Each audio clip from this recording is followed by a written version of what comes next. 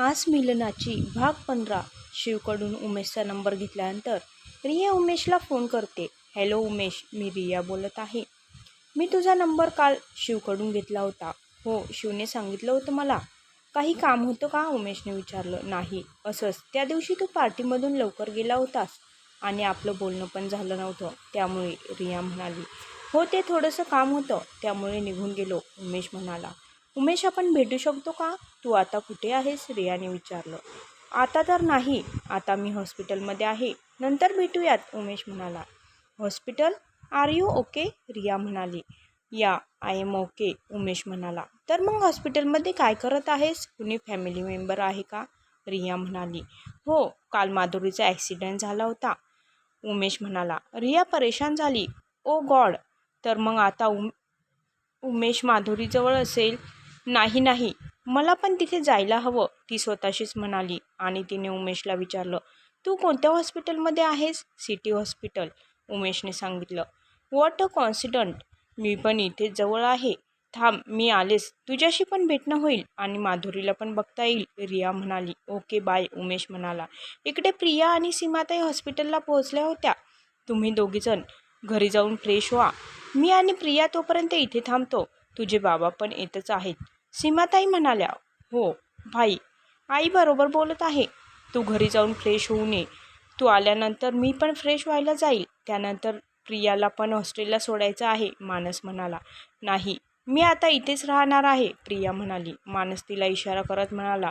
अरे संध्याकाळी आणखी ये. आता जाऊन कपडे वगैरे चेंज कर. कालपासून याच कपड्यांमध्ये आहेस, त्यामुळे एकदम भूतनी दिसत आहेस. प्रियाने त्याच्याकडे डोळे मोठे करून बघितलं, तर तो हसू लागला. उमेश घरी जायला निघाला, पण हॉस्पिटलच्या गेटवर त्याला रिया भेटली.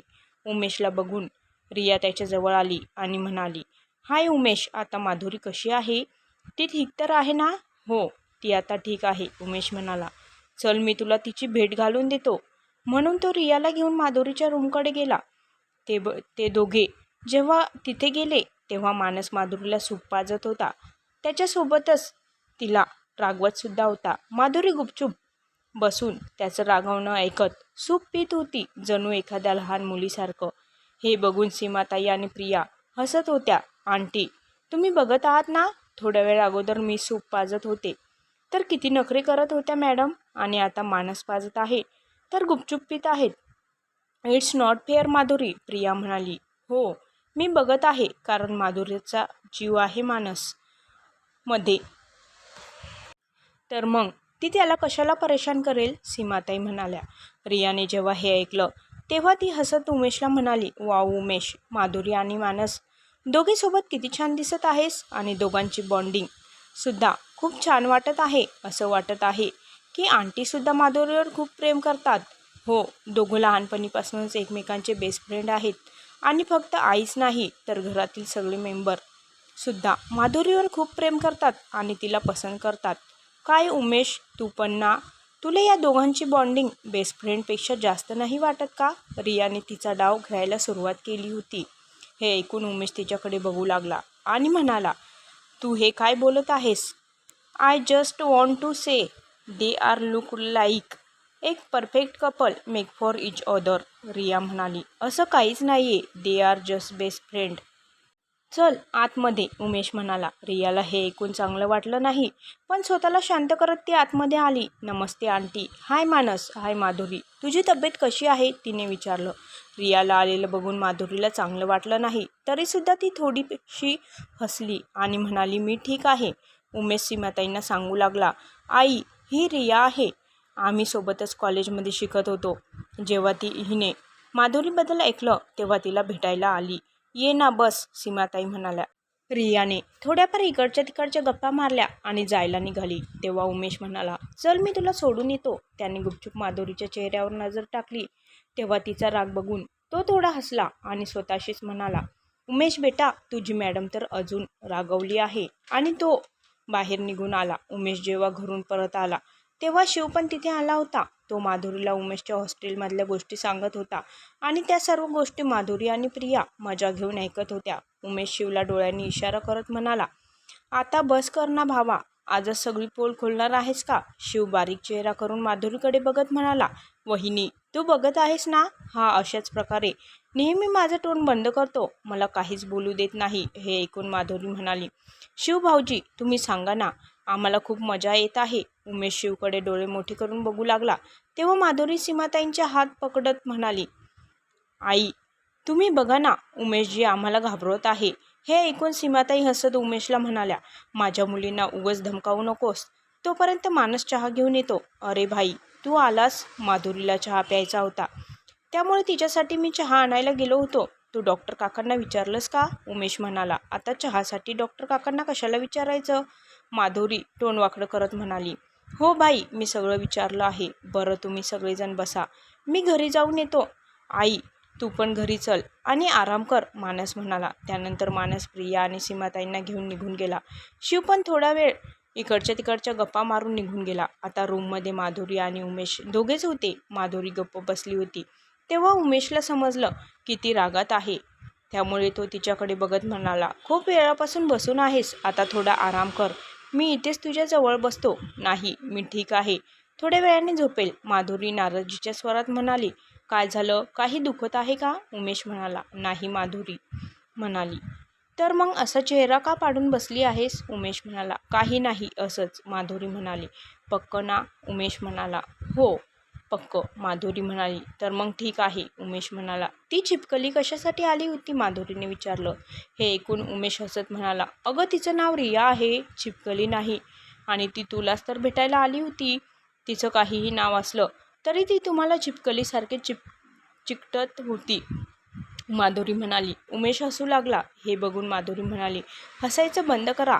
जर ती मला भेटायला आली होती तर ती मला बोलली असती ना, पण ती तर तुम्हालाच बोलत होती.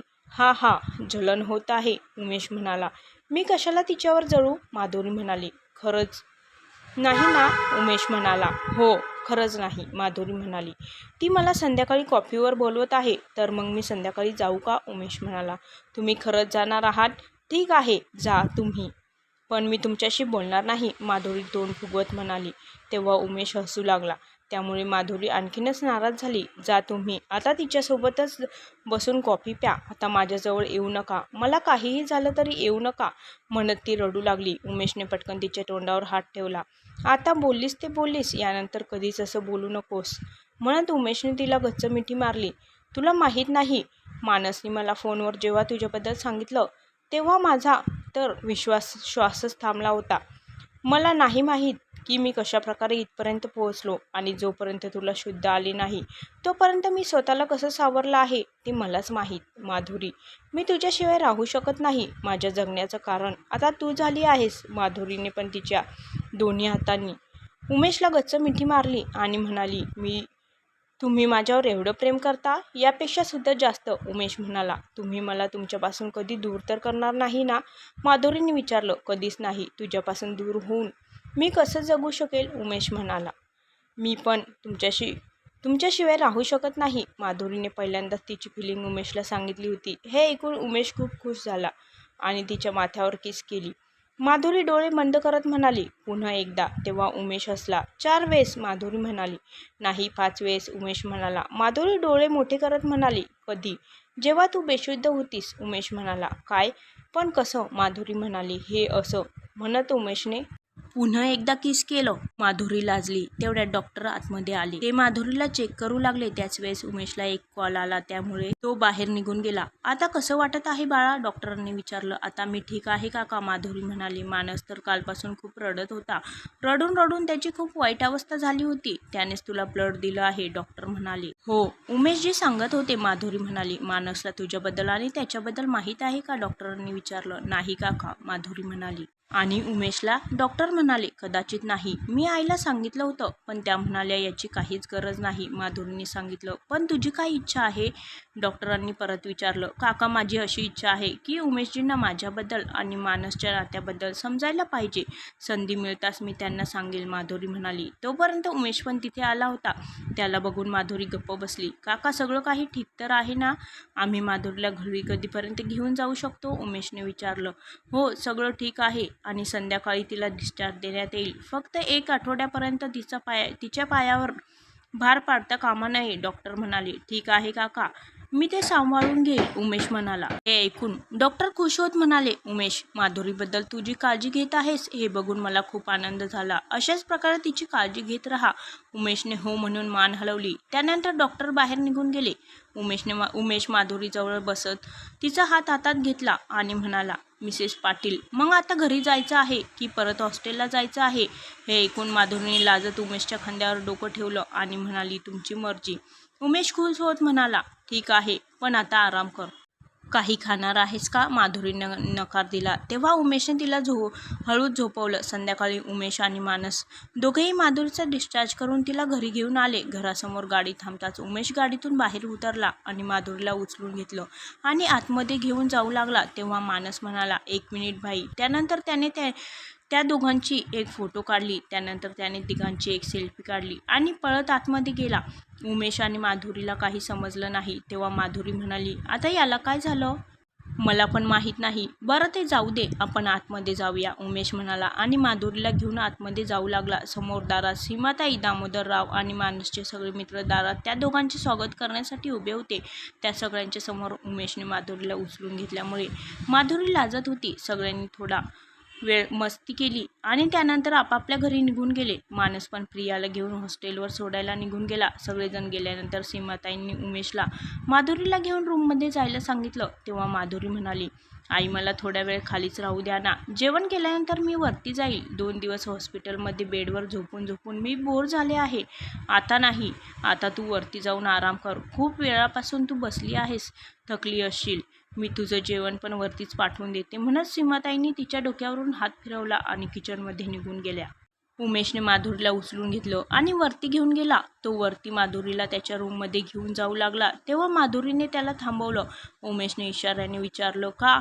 तेव्हा ती म्हणाली, तुम्ही वचन दिलं होतं ना की तुम्ही तुमच्या नवरीला घेऊन जाल, त्यामुळे आता या अवस्थेत नाही. ठीक आहे, उमेश म्हणाला आणि तिला तिच्या रूममध्ये घेऊन गेला. रूममध्ये आल्यानंतर त्यांनी हळूच तिला बेडवर झोपवलं. मी नकार दिला तर तुम्ही रागावतात का? माधुरीने विचारलं. नाही, ही माझ्या चुकीची शिक्षा आहे, उमेश म्हणाला. त्या गोष्टी विसरून जा ना आता. मी पण विसरून गेले आहे. हे ऐकून उमेश हसला. तोपर्यंत मानस पण माधुरीचं फेवरेट आईस्क्रीम घेऊन आला. त्यानंतर तिघांनी आईस्क्रीम एन्जॉय केलं.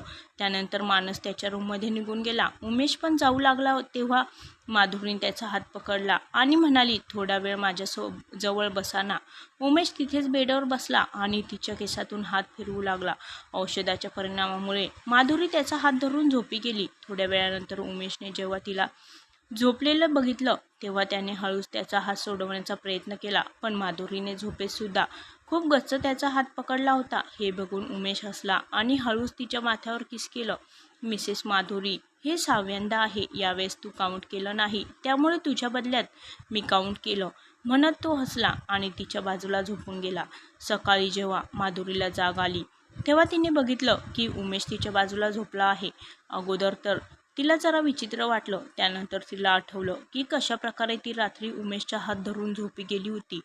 तिने तिच्या हाताकडे बघितलं तर ती अजूनसुद्धा उमेशचा हात धरून बसली होती. हे बघून तिला वेगळी फिलिंग आली आणि तिचं पूर्ण अंग शहारून गेलं. तिने हळूच उमेशचा हात सोडला. त्यानंतर उमेशला जाग आली आणि तो म्हणाला, सॉरी, माहीत नाही रात्री कधी झोप लागली आणि इथे झोपून गेलो. हे ऐकून माधुरी हसत म्हणाली, अरे पण मी कुठे काही म्हणाली की तुम्ही एवढं सॉरी म्हणत आहात. बरं, ते सगळं सोडा आणि हो, गुड मॉर्निंग वाईफी, उमेश म्हणाला आणि तिच्या माथ्यावर किस केलं.